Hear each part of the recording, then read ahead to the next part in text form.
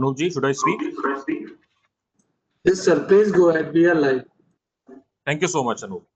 So, good morning, ladies and gentlemen, our dear attendees. Today is a very memorable day for us that Honorable Governor of Uttar Pradesh, Srimati Anandi Ben Patel ji, is with us on our this education program. So today is a very special day for us. And myself, Neeraj Arora, I am Senior Director at SOCHM and look after the Education Council. So this is a very great day. Madam, welcome to you. नमस्कार madam, हमारे साथ आज श्रीमती आनंदीबेन पटेल जी, honourable governor Uttar Pradesh हैं।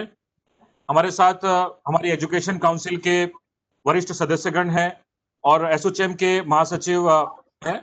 So welcome mister Deepak Sood, he is the secretary general of ASSOCHAM. हमारे साथ हैं doctor प्रशांत भल्ला, जो कि अध्यक्ष हैं एसोचेम की राष्ट्रीय एजुकेशन काउंसिल के। प्रशांत भल्ला जी President of Manav Rachna Educational Institutions. Thus, Mr. Kumar Shekhar Vijendra ji is the co-chairman of SOCHM National Education Council.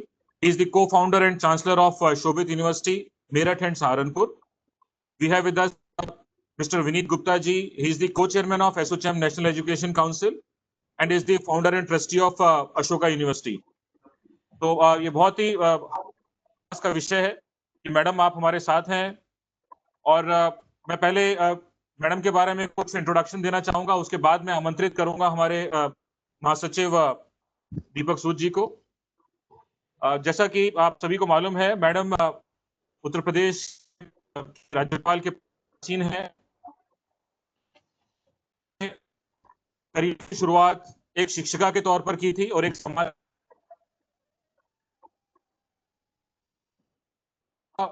जो राजनीतिक करियर है वो लगभग 1987 से शुरू हुआ था। भारतीय जनता पार्टी में बहुत ही महत्वपूर्ण पदों पर मैडम आसीन रही हैं। मैडम ने 1998 से 2002 के बीच में एजुकेशन मंत्रालय में और वुमेन एंड चाइल्ड वेलफेयर मंत्रालय में मंत्री के तौर पर बहुत ही प्रशंसनीय कार्य किया है। और मैडम के नाम पर एक बहुत ही ये गर्व का विषय है कि मैडम 2014 से 2016 तक she was the first women chief minister of Gujarat state. Congratulations madam.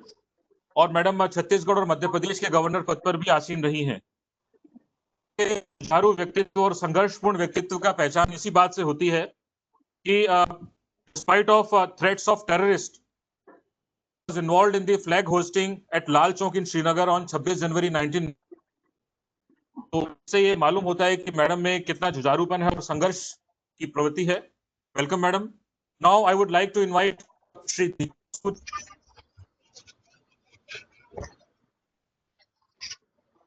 as abroad. He has been involved since inception with the core team of Make India and actively participated in all meetings helping promote the opportunity, including organizing some of the largest business meets of the country in India and abroad. He has worked with multiple ministries of department globally, especially Ministry of Commerce and Industry, Ministry of Heavy Industry and Public Enterprises, Ministry of Railways and Department of Industry Policy Promotion and among others. आपको आमंत्रित करना चाहूंगा कि आप अपना welcome address दें sir. Thank you very much madam. नमस्कार, आदेश हो तो शुरू करें। Thank you very much.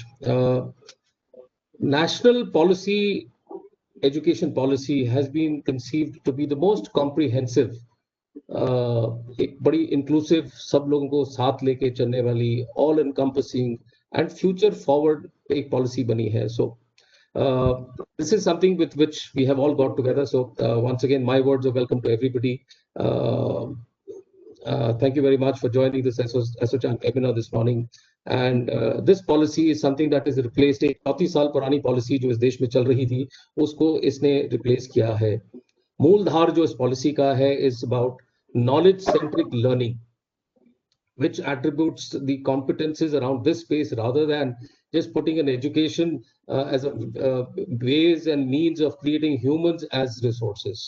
So this has been created with a large consultative process. एक पूरी society, एक पूरे देश को इकट्ठा करके इसकी discussions हुई हैं and उसके basis पे इसको तैयार किया गया है।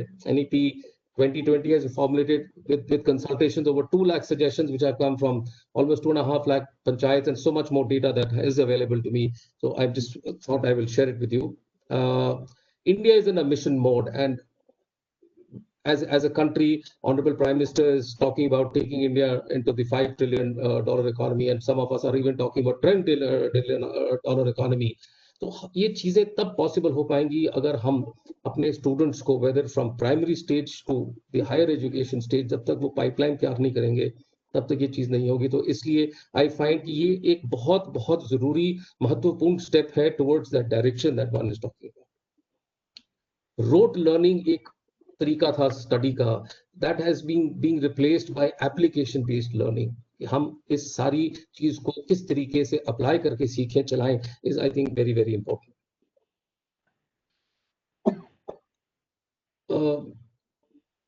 हनुमान चालीसा करके एक मैं पढ़ता हूं सुबह, तो उसमें एक श्लोक आता है जिसमें धरती से सूर्य का डिस्टेंस लिखा गया है.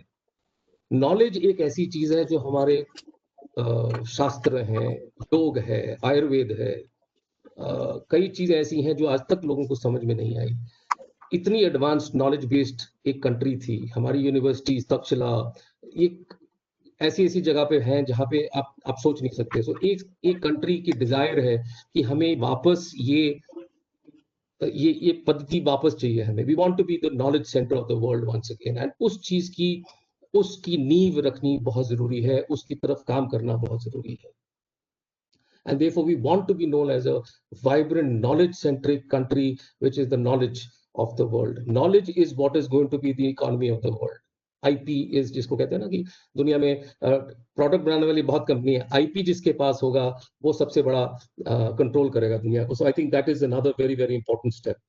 इस पूरी पॉलिसी के अंदर 5-7 चीजें जो मुझे बहुत लगती हैं, बहुत इंपॉर्टेंट हैं, तो उनके बारे में थोड़ा सा बोलना चाहूंगा.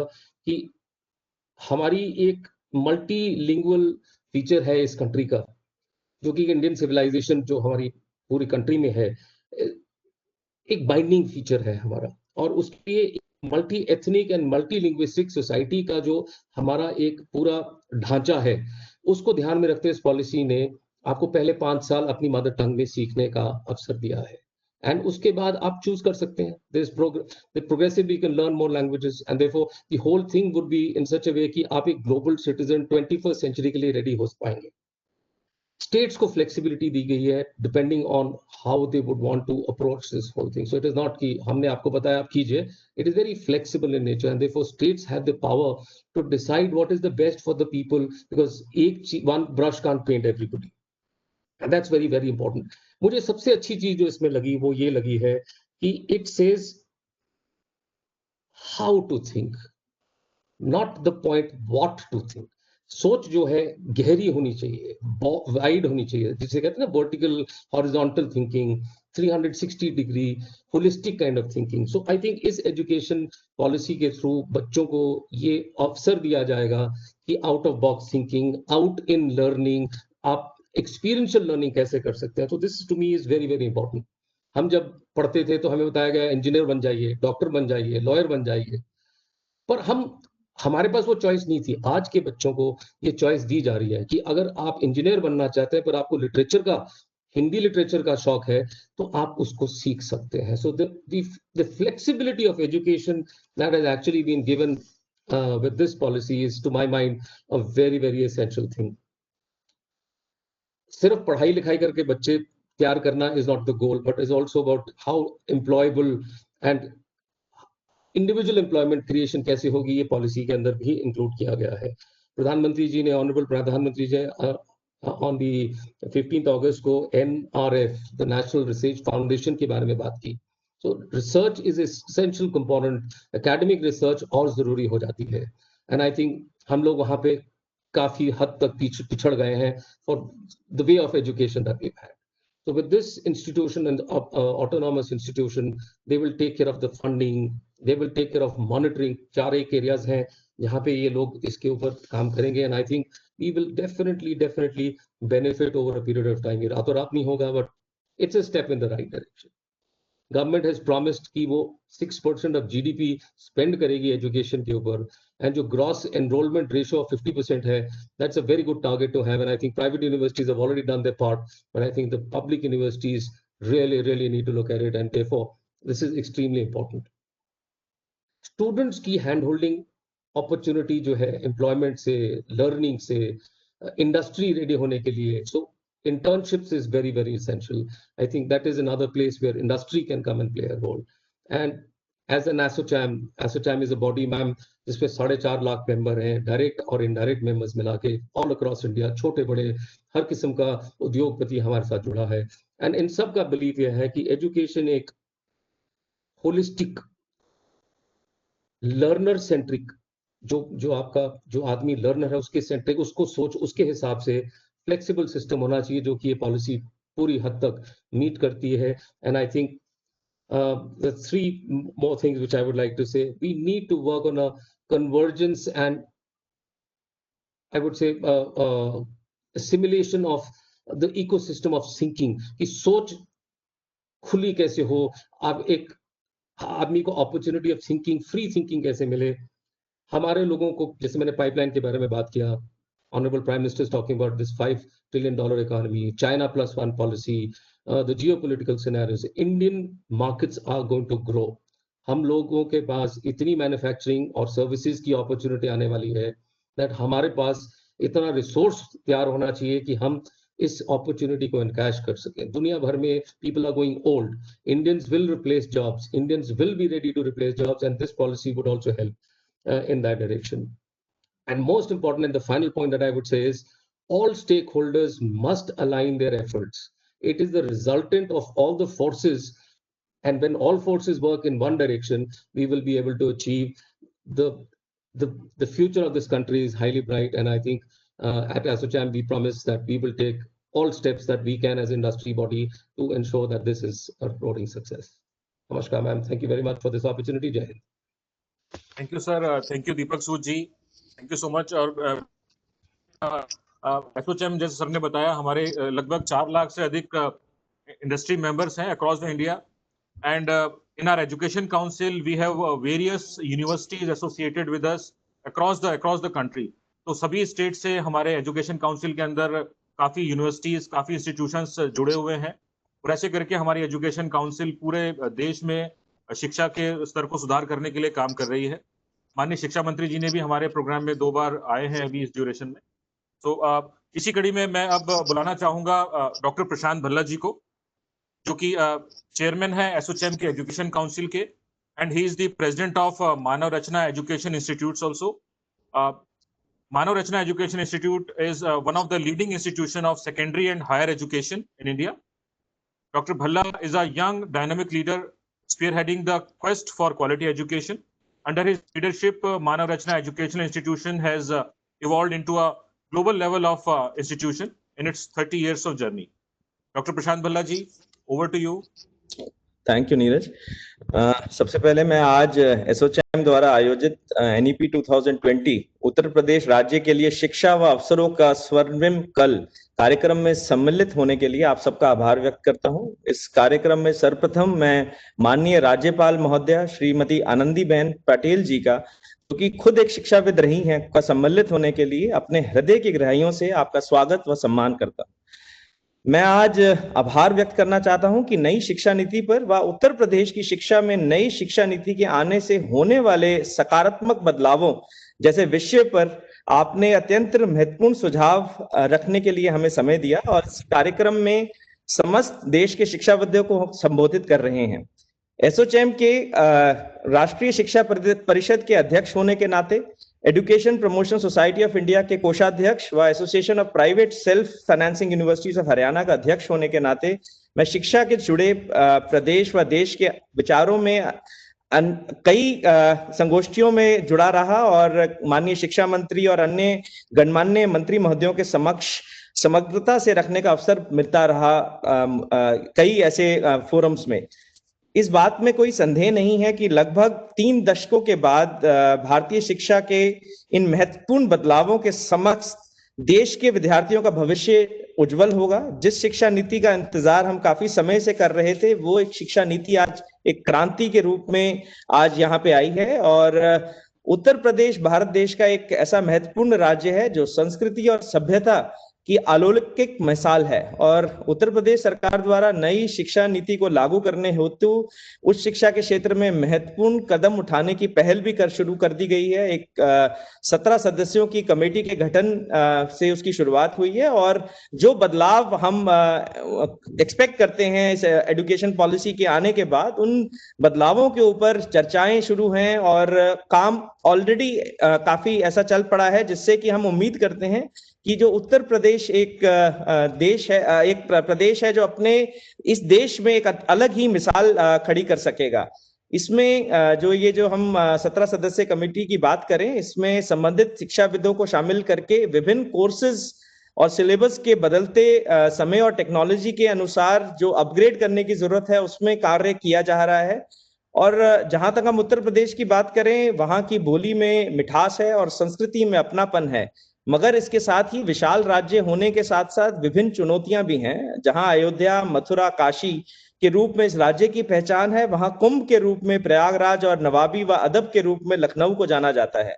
मगर इस बीच अगर उच्च शिक्षा का नाम भी जोड़ा जाए तो इस राज्य की गरिमा विश्व भर में सुनहरे अक्षरों में लिखी जाएगी, और नई शिक्षा नीति के आने के बाद ये पूर्णतः संभव है।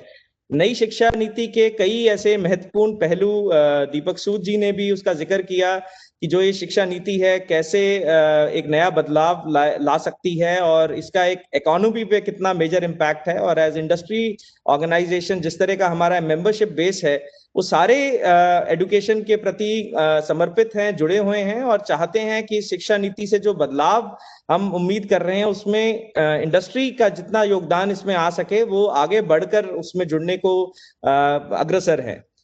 जहां तक हम बात करें कई ऐसे विषयों की जिस विषयों पे हम बहुत सालों से चर्चा शायद करते आए थे, चाहे हम ऑटोनॉमी की बात करें, चाहे हम बात करें कि हम कैसे फ्लेक्सिबल करिकुलम अपने सिस्टम में ला सकें, और कुछ हमारे देश में कुछ ऐसे विभिन्न तरह की संस्थाएं खड़ी हुई थी, कोई ऐसे ढांचे खड़े हुए थे जिसमें कि चाहे डीम्ड यूनिवर्सिटीज हों, स्टेट यूनिवर्सिटीज हों, पब्लिक यूनिवर्सिटीज हों, और उनमें अपना एक डिफरेंशिएशन क्रिएटेड था। तो आज जिस तरीके से ये जो एजुकेशन पॉलिसी बात कर रही है कि सारे क्षेत्रों की इंस्टीट्यूशंस को एक समान दर्जा मिला जाएगा, जहां तक प्राइवेट इंस्टीट्यूशंस को एनकरेज करने की इसमें बात की गई है, और ये भी सोच दर्शाई गई है कि चाहे वो नेशनल रिसर्च फाउंडेशन है या कहीं भी जो आपके जिस तरह की रेगुलेटरी फ्रेमवर्क है, उसमें एक ऐसा एनवायरनमेंट क्रिएट किया जाएगा कि ज्यादा से ज्यादा प्राइवेट इंस्टीट्यूशन जुड़े। और जैसे कि दीपक सूद जी ने भी बात करी कि हमारी कोशिश है कि हम अपना जीडीपी का स्पेंड बहुत इंक्रीज करें, 6% ऑफ जीडीपी स्पेंड की बात की गई।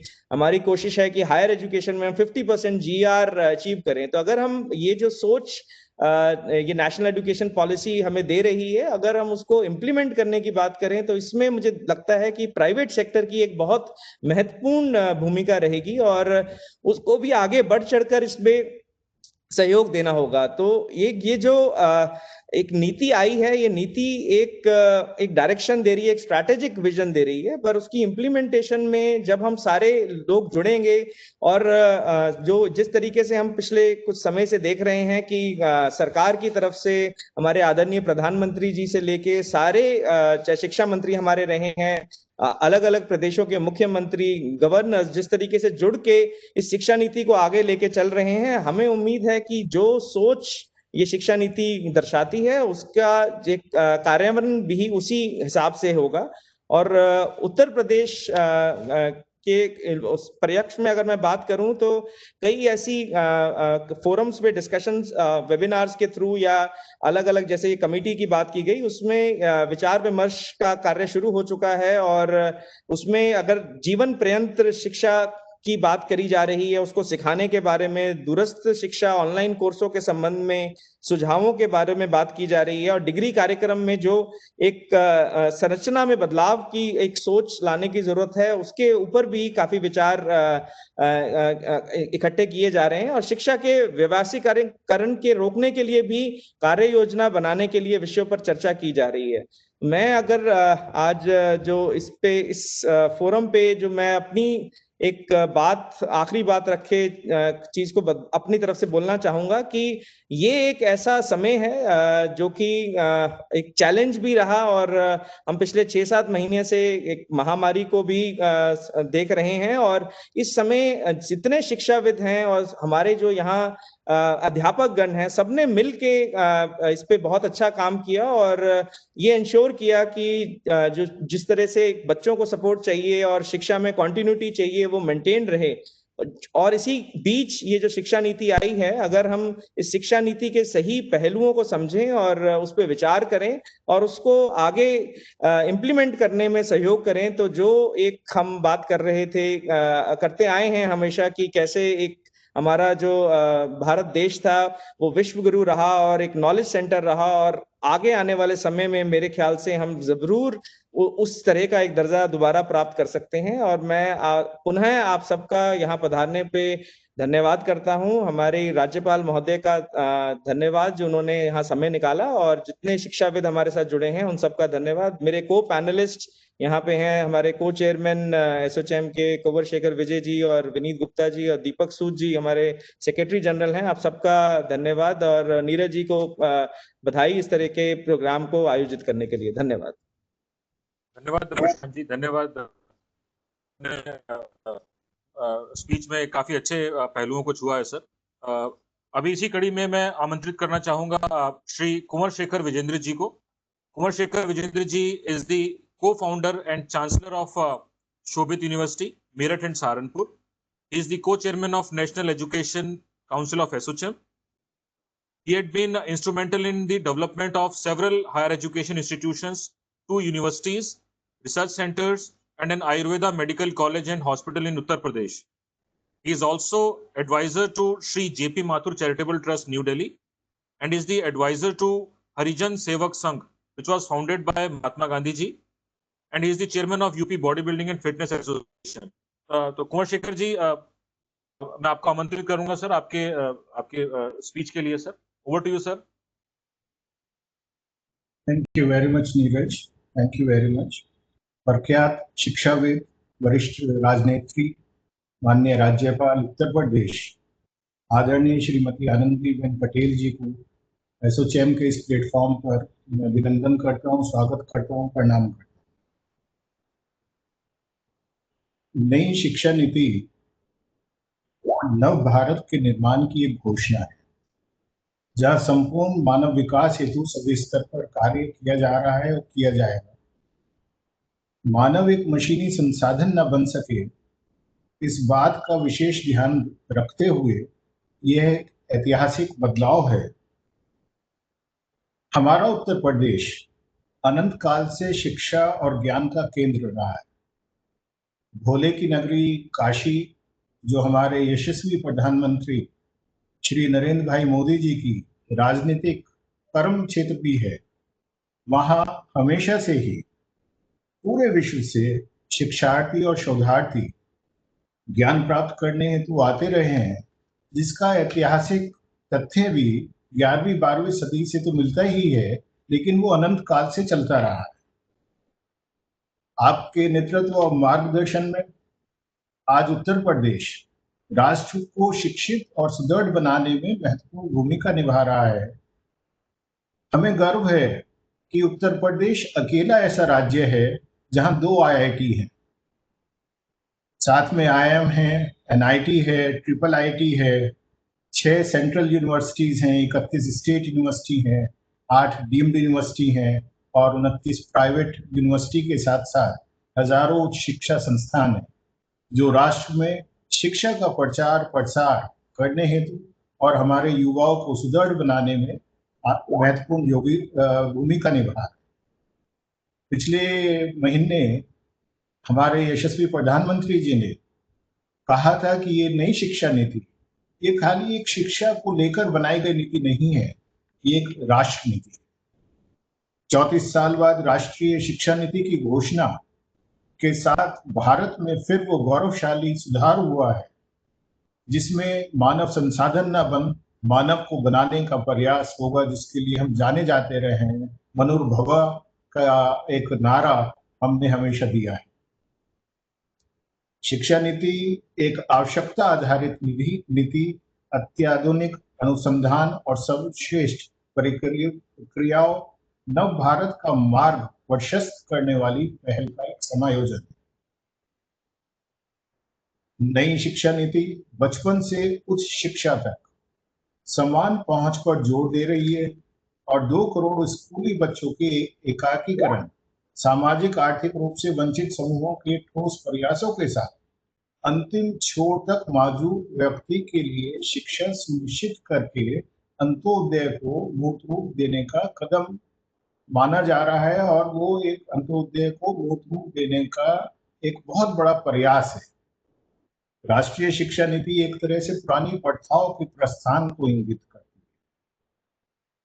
संस्थाओं में पाठ्यक्रम, पाठ्येतर, सह पाठ्यक्रम विषयों में जो एक बहुत बड़ा भेद रहा है, वो भेद समाप्त होगा और मल्टी एंट्री के द्वारा युवाओं को समय समय पर अपनी आवश्यकताओं और आर्थिक स्थितियों के अनुसार संस्थाओं में आने और वहां से जाकर इंडस्ट्री में अपने आप को प्रूव करने का एक मौका नई शिक्षा नीति में मिलेगा। एकेडमिक क्रेडिट बैंक का निर्माण, अनुसंधान पर जोर, अंतर्राष्ट्रीयकरण और विशेष आर्थिक क्षेत्रों का विकास भारत को उच्च शिक्षा के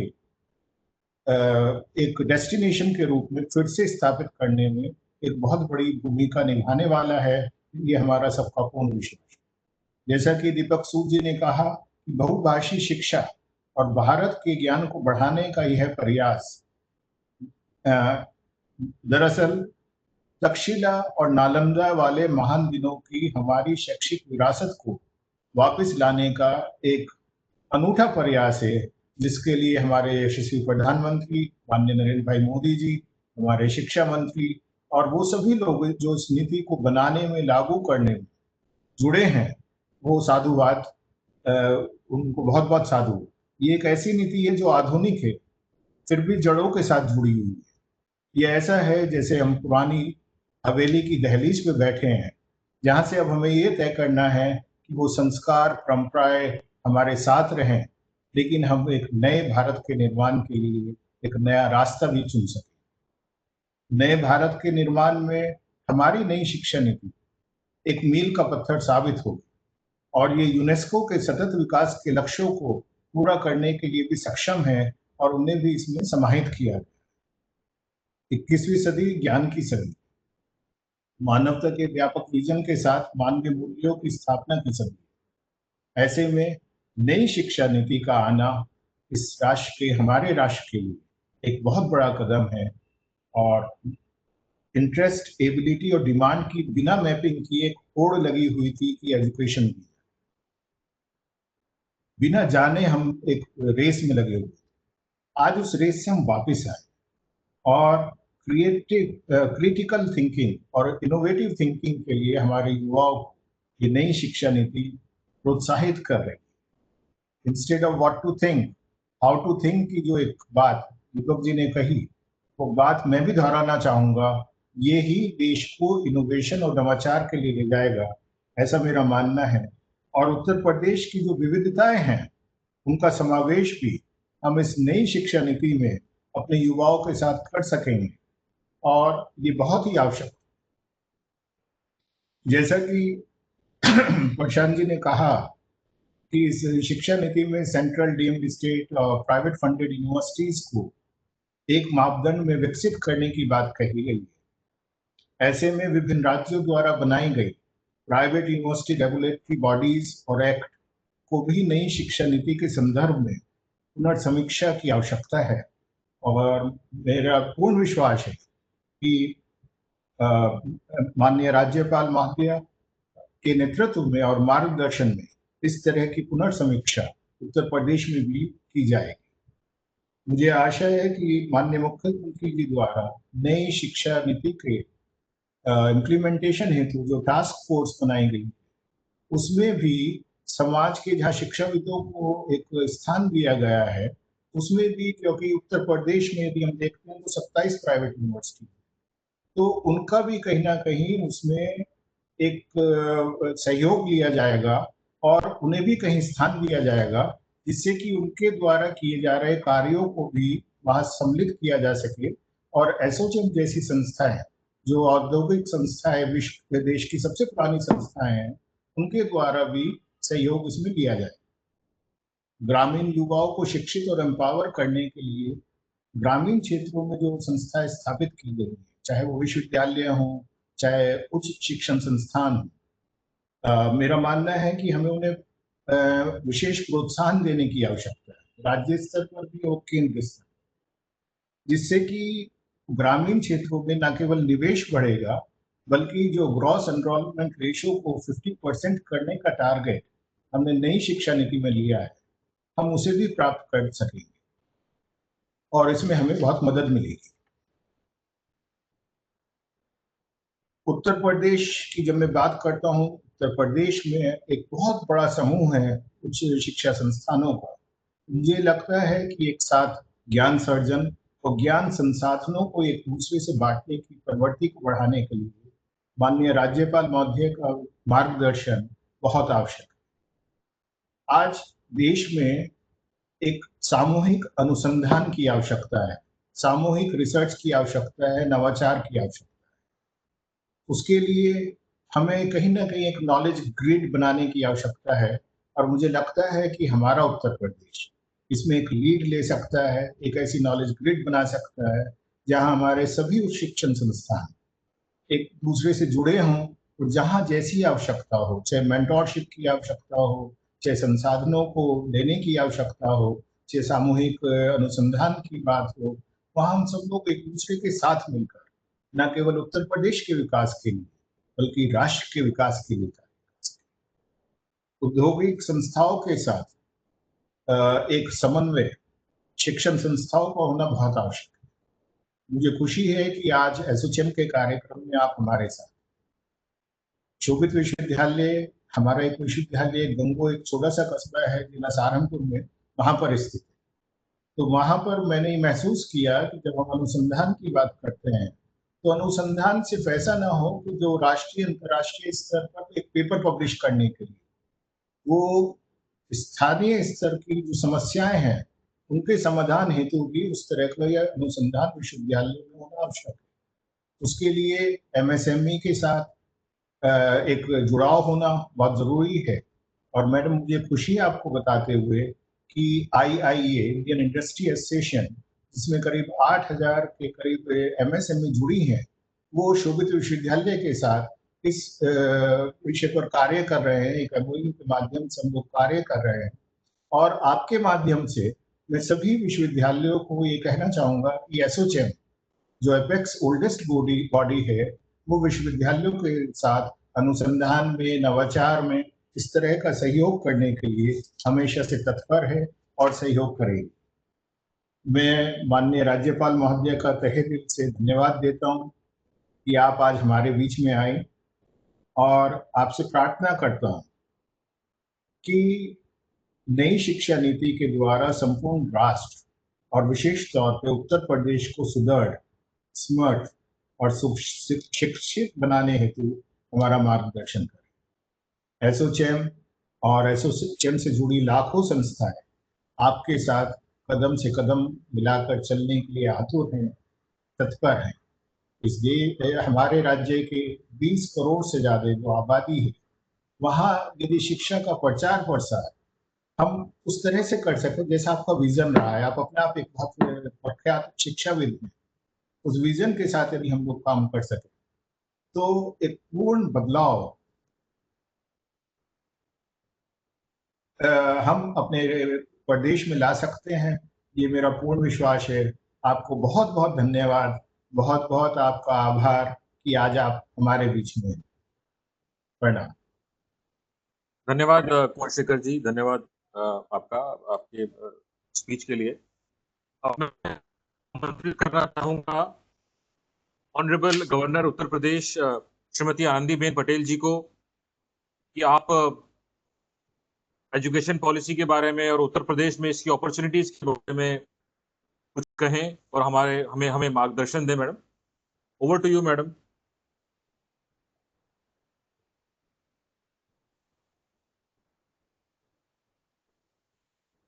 मैं अनुरोध करूंगा कि आप अनम्यूट करें। अनूप, आप देखें please.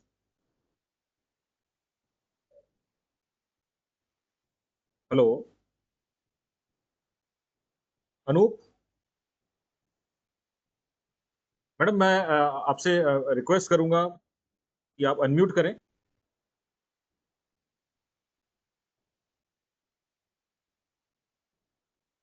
Anoop, hello. Sir ma'am के एंड से कोई अगेन वो कर दे रहा है सर। अच्छा, आप दीपक को बोला, आप दीपक तुरंत बाहर। जी।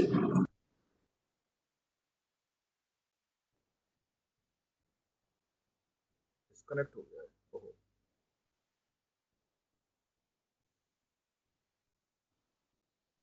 माफ कीजिएगा, कोई इंटरनेट इशू की वजह से कुछ डिस्कनेक्ट है, तो हम लोग प्रयास कर रहे हैं कि दोबारा हमारा कनेक्शन स्थापित हो जाए।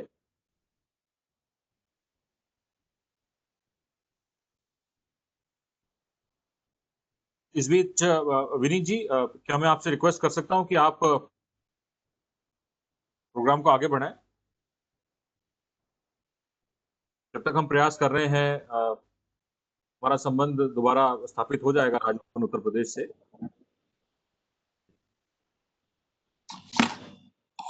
Thank you Neeraj ji.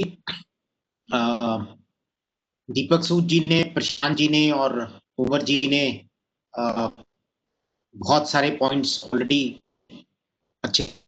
दीपक जी ने नेशनल एजुकेशन पॉलिसी के ऊपर उसके जो सिलियन पॉइंट्स हैं उसके ऊपर एक काफी अच्छी समरी दी है। प्रशांत जी ने both at the national level और उत्तर प्रदेश से जुड़ी हुई उसके बारे में बात। तो क्योंकि उनके इंस्टीट्यूशंस भी उत्तर प्रदेश में ऑपरेट करते हैं, उन्होंने उत्तर प्रदेश के जो हायर एजुकेशन के चैलेंजेस हैं उनकी काफी डिटेल में एलैबोरेशन। तो मैं तो ये कहना चाहूंगा कि हायर एजुकेशन के कॉन्टेक्स्ट में मेरे हिसाब से इंडिया आज अपॉर्चुन मोमेंट पे है। पिछले 70 सालों में आफ्टर इंडिपेंडेंस बहुत काम हुआ है इंडियन हायर एजुकेशन में।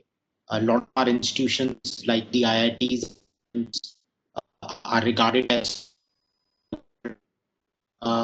हमारा ग्रॉस एनरोलमेंट रेशियो भी बढ़ के करीब 26% तक कि 20 साल में और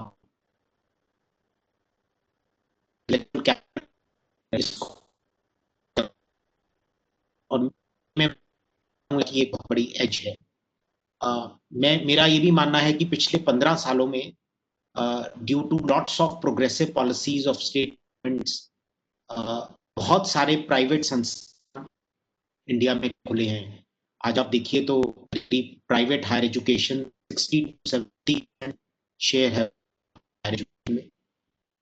और प्राइवेट हायर एजुकेशन जिसके बारे में अमर जी ने भी रेफरेंस की, इस प्राइवेट हायर एजुकेशन इंडिया में एक की ऑक्यूपाई करता है और इसको हम आने वाले टाइम में पब्लिक इंस्टीट्यूशंस और प्राइवेट इंस्टीट्यूशन को मिलकर काम करना है।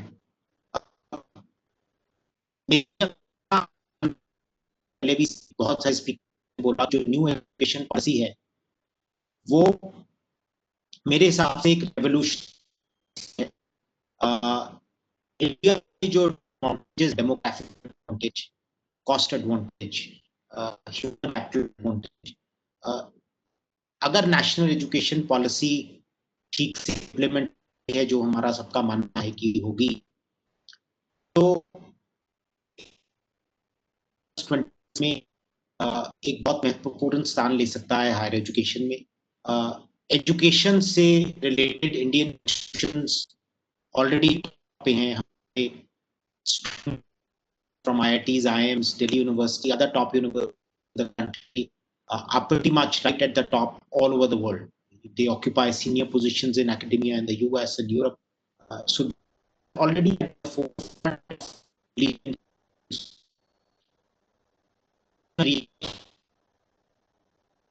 new education policy that can really give a flip. Education urge depth में आती तो it is a matter of time that Indian institutions start ranking in the top 200, top 300, which has been a matter of concern to a lot of us. So I feel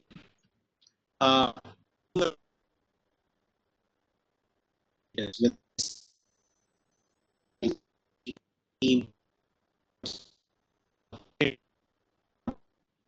it's absolutely progressive and temporary and puts India in line with all top economies, top countries.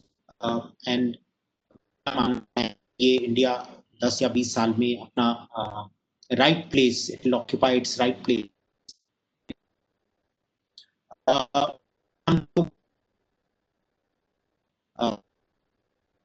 This new education policy में what also does want to put private higher education institutions, state institutions, there is research policy of internationalization, any other.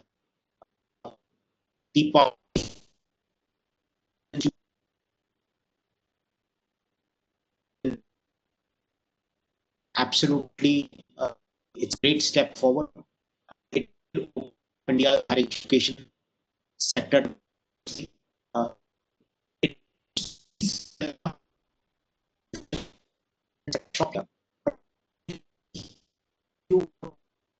Will expand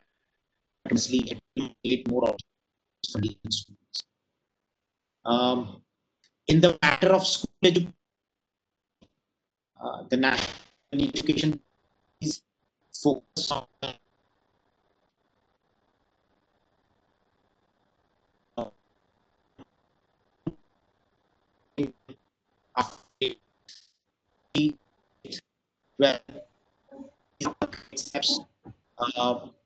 madam आपने दोबारा join किया है, मैं आपसे अनुरोध कर सकता हूं कि आप अपना स्पीच दें, हमें एनकरेज करें मैडम, मार्गदर्शन करें।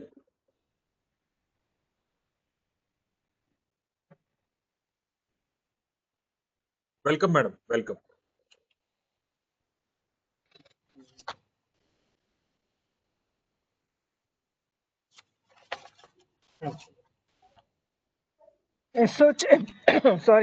एसोचैम के चेयरमैन एवं मानव रचना एजुकेशनल इंस्टीट्यूट्स के अध्यक्ष डॉक्टर प्रशांत बल्ला जी, एसोचैम के को चेयरमैन एवं शोभित विश्वविद्यालय के कुलाधिपति श्री कुंवर शेखर विजेंद्र जी, एसोचैम के को चेयरमैन एवं अशोक विश्वविद्यालय के संस्थापक श्री विनीत गुप्ता जी, जनरल सेक्रेटरी श्री दीपक सूद जी, वेबिनार से जुड़े हुए सभी महानुभाव,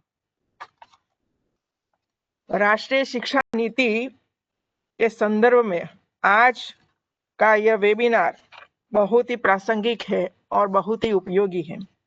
इसके लिए मैं the associated chambers of commerce and industries of India के पदाधिकारियों को साधुवाद देती हूँ।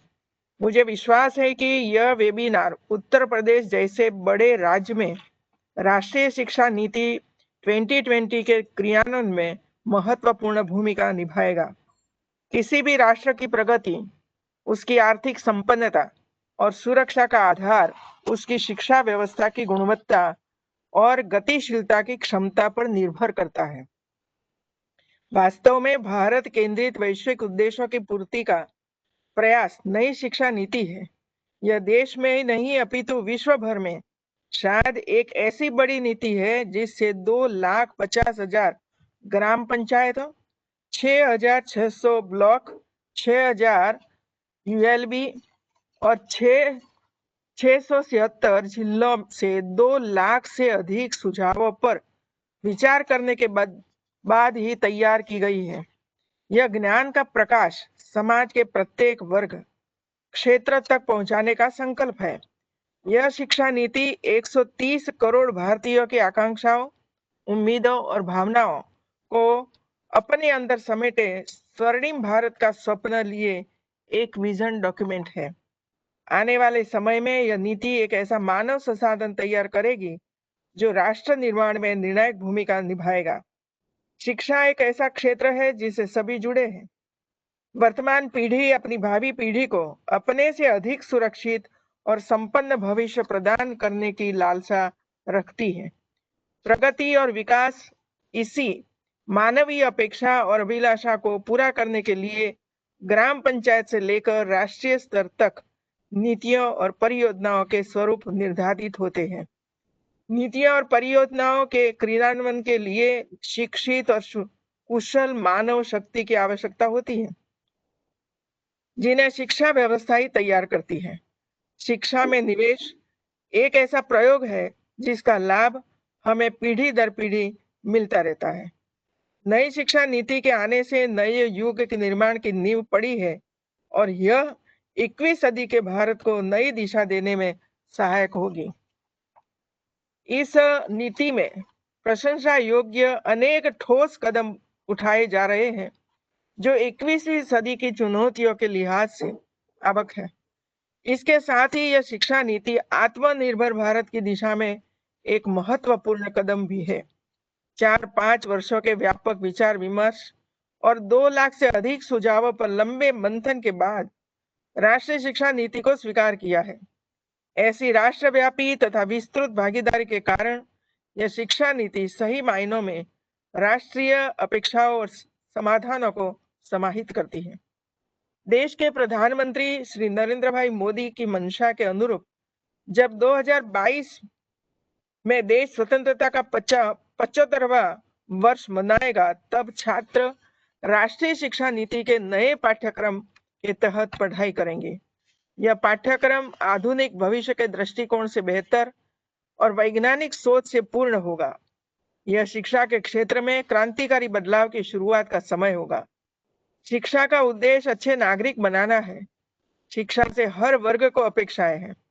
सभी को अच्छे स्कूल में अच्छी गुणवत्ता युक्त और कौशल सिखाने वाली शिक्षा चाहिए।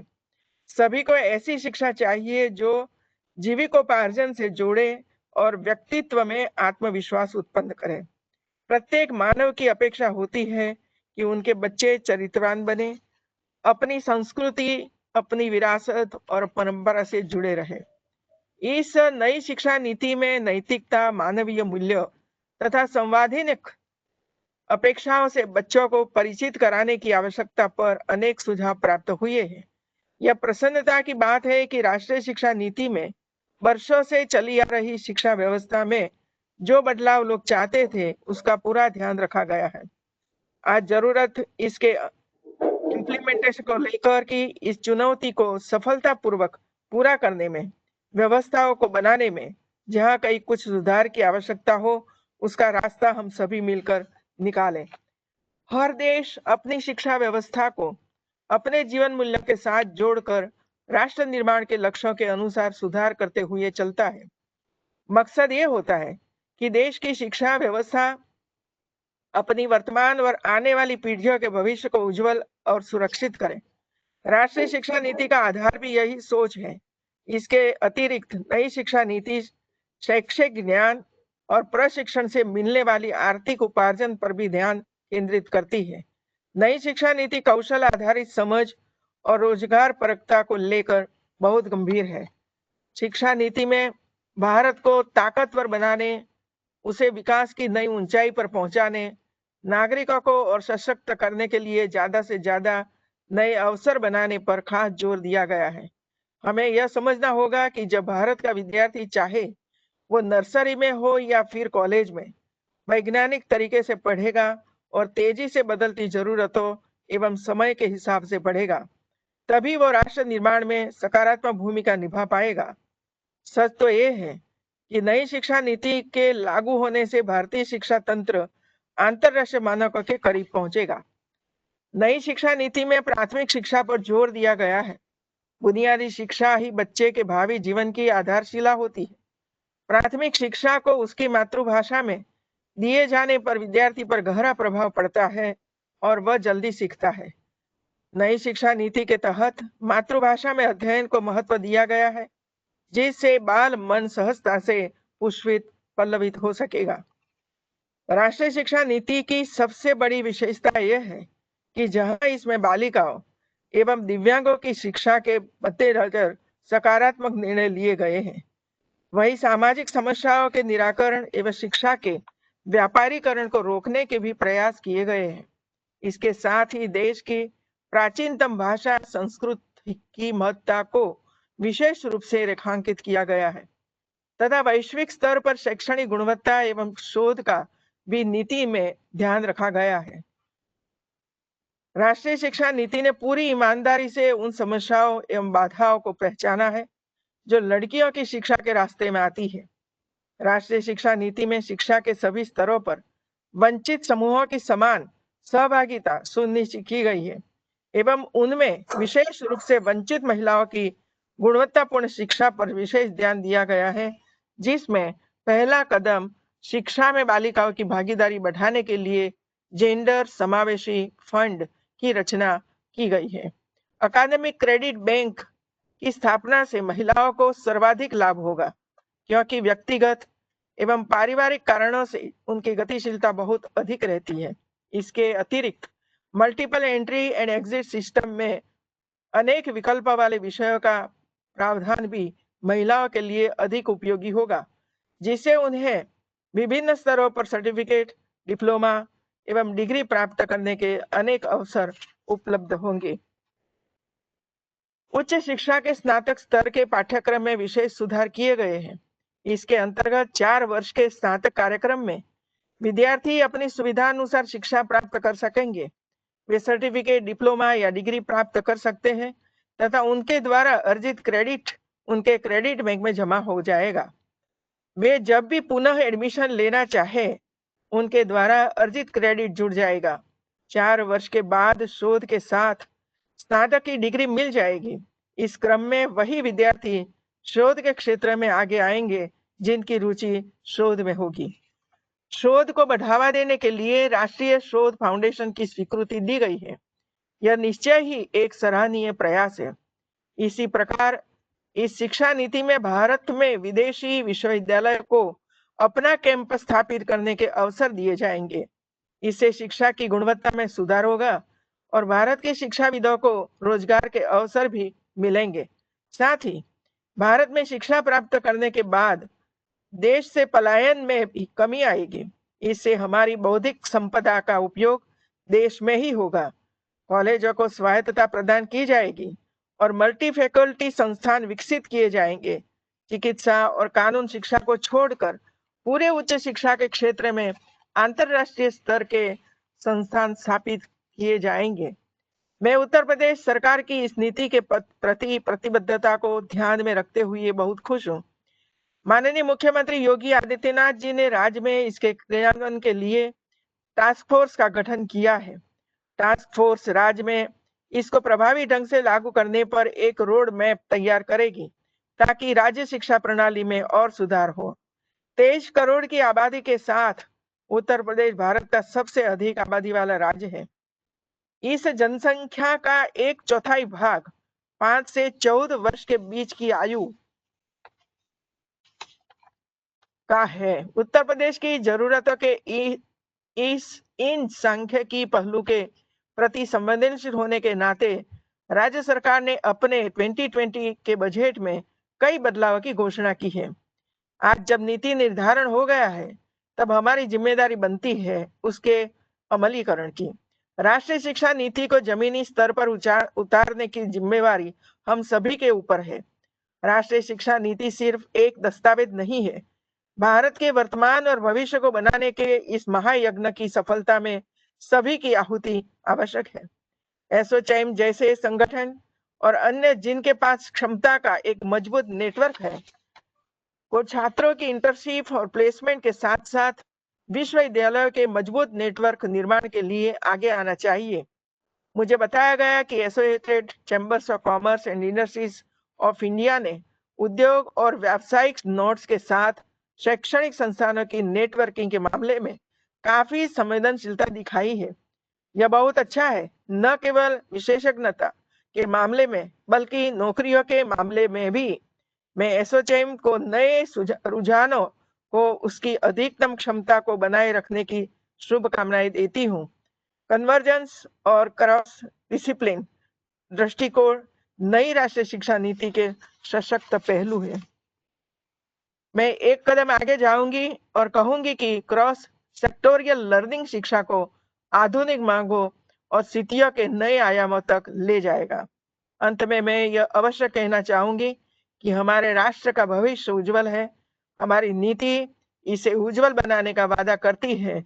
यह राष्ट्रीय शिक्षा नीति 2020 देश और प्रदेश को एक नए परिवेश में अवश्य परिवर्तित करेंगी। जय हिंद। धन्यवाद धन्यवाद मैडम इतने प्रभावशाली स्पीच के लिए। और बिल्कुल मैडम, जैसा आपने ठीक कहा, एसोचैम एक भारत का सबसे पुराना और बड़ा उद्योग संगठन है और हमारी शिक्षा नीति की सफलता सरकार की अन्य नीतिगत पहल जैसे कि नई औद्योगिक नीति, डिजिटल इंडिया, स्किल इंडिया, आत्मनिर्भर भारत और वोकल फॉर लोकल कार्यक्रम के साथ इसके एकीकरण पर भी होगी। तो शिक्षा नीति को इन सभी प्रोग्राम्स के साथ जोड़ना बहुत जरूरी है ताकि हमें रोजगारोन्मुख शिक्षा मिल सके। और इस पहल में एसोचैम उद्योग संगठन हर पहलू पर खरा उतरता है, क्योंकि हमारे साथ एजुकेशन के साथ साथ बाकी कई काउंसिल्स भी हैं जो इस दिशा में कार्य कर रही हैं और सरकार की नीतियों को जन जन तक पहुंचाने का प्रयास कर रही हैं ताकि नीतियों की समझ और नीतियों की अप्रोच एक कॉमन मैन तक हो सके। और इसलिए एसोचैम का रोल बहुत बढ़ जाता है। और एसोचैम उद्योग संगठन उत्तर प्रदेश में भी और देश के सभी राज्यों में सरकार के साथ मिलकर काम कर रहा है और हम उत्तर प्रदेश में भी सरकार के साथ खड़े हैं। हम चाहते हैं कि हम टास्क फोर्स में अपना योगदान दें, क्योंकि हमने राष्ट्रीय स्तर पर भी प्रशांत जी ने बताया और एजुकेशन मंत्रालय के साथ हम लोग मिलकर के काम कर रहे हैं। ऐसा काम हम उत्तर प्रदेश में भी करना चाहते हैं और कुंवर शेखर जी और प्रशांत जी और विनीत जी के माध्यम से हम आप तक पहुंचना चाहते हैं। धन्यवाद। अब मैं आमंत्रित करना चाहूंगा श्री विनीत गुप्ता जी को। विनीत गुप्ता जी एसोचैम की राष्ट्रीय काउंसिल के सह अध्यक्ष हैं और फाउंडर एंड ट्रस्टी हैं Ashoka university. Gupta ji is graduated from IIT Delhi in 1991 in mechanical engineering. In an entrepreneurship career spanning 25 years, Vineet ji has built companies across different domains. He is currently the co-founder and managing director of Jamburi Education, which is India's largest overseas test preparation company. Jamburi operates 39 centers in 18 cities of India, Middle East, Singapore, Nepal, and trains close to 20,000 students annually. Vineet ji, over to you. Thank you, Neeraj ji. माननीय राज्यपाल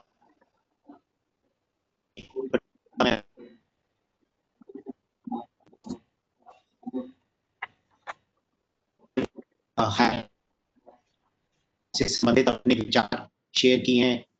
उत्तर प्रदेश की क्या policies हैं higher education की और उत्तर प्रदेश किस तरह से एजुकेशन को बढ़ावा दे रहा है, उन्होंने ये भी विचार हमारे सामने रखे। मैडम, मैं आपसे बिल्कुल सहमत हूं कि आपने बोला कि छात्रों के एजुकेशन पर सिर्फ है और अपनी संस्कृति से जुड़ना ये भी उतना ही महत्वपूर्ण है। न्यू एजुकेशन पॉलिसी से रिलेटेड आपने बहुत सी बातें बोली। हमारे स्पीकर्स पहले और कुंवर जी ने भी न्यू एजुकेशन पॉलिसी के बारे में बहुत सारी बातें कही, तो मैं उन्हें रिपीट नहीं करना चाहूंगा। पर खासकर आपने जो दो बातों पे फोकस किया, एक इंटरनेशनलाइजेशन और दूसरा या रिसर्च, और इन दोनों का कितना महत्व है इंडियन एजुकेशन के लिए और न्यू एजुकेशन पॉलिसी इनको कैसे सेंटर स्टेज लाता है, इस बात से मैं बिल्कुल सहमत हूं। उत्तर प्रदेश की जनसंख्या करीब 23 करोड़ है। आपने बताया कि 25% जनसंख्या 5 से 14 की ग्रुप में है, तो ये एक बहुत ही अहम आंकड़ा है और मेरे हिसाब से उत्तर प्रदेश एक कर्म भूमि है एजुकेशन के क्षेत्र में काम करने के लिए। तो एसोचैम के भी जितने यहाँ पे मेंबर्स जुड़े हुए हैं, हम लोग जुड़े हैं, हमारे सबके लिए एक अपॉर्चुनिटी है सरकार के साथ काम करने की। उत्तर प्रदेश की एक बहुत ही डायनामिक और प्रोग्रेसिव सरकार है आपके नेतृत्व में, और मैं सब मेंबर्स से रिक्वेस्ट करना चाहूंगा कि उत्तर प्रदेश का जो एक ज्योग्राफिक साइज है और एक जनसंख्या है, ये बहुत काफी बड़ी बड़ी कंट्रीज, तो एक अपॉर्चुनिटी है सरकार के साथ काम करके एजुकेशन के क्षेत्र में हर एंटरप्रेन्योर के लिए, हर के लिए। और मेरे हिसाब से न्यू एजुकेशन पॉलिसी और जो करंट उत्तर प्रदेश की सरकार है, इससे एनवायरनमेंट नहीं है। तो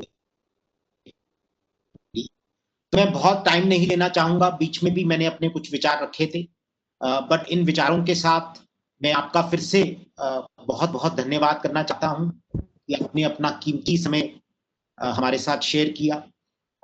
नेशनल एजुकेशन पॉलिसी के ऊपर अपने विचार रखे, उत्तर प्रदेश सरकार क्या करना चाहती है उसके ऊपर विचार रखे, और हम सबको सरकार के मानना है कि इंडिया के लिए कि एक नई रेवोल्यूशन है एजुकेशन में, जो न्यू एजुकेशन पॉलिसी ने, इस पॉलिसी को साथ लेके हम मिलजुल कर, हम लोग जो प्राइवेट सेक्टर में है, जो है, वो एक बेहतर निर्माण कर सकते हैं, चाहेंगे, और भारत एक लीडरशिप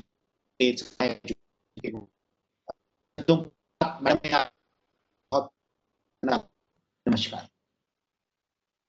धन्यवाद, धन्यवाद, धन्यवाद मैडम। धन्यवाद madam, thank you so much.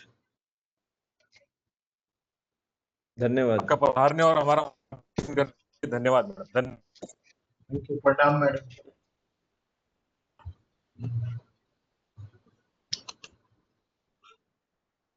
Thank you so much sir.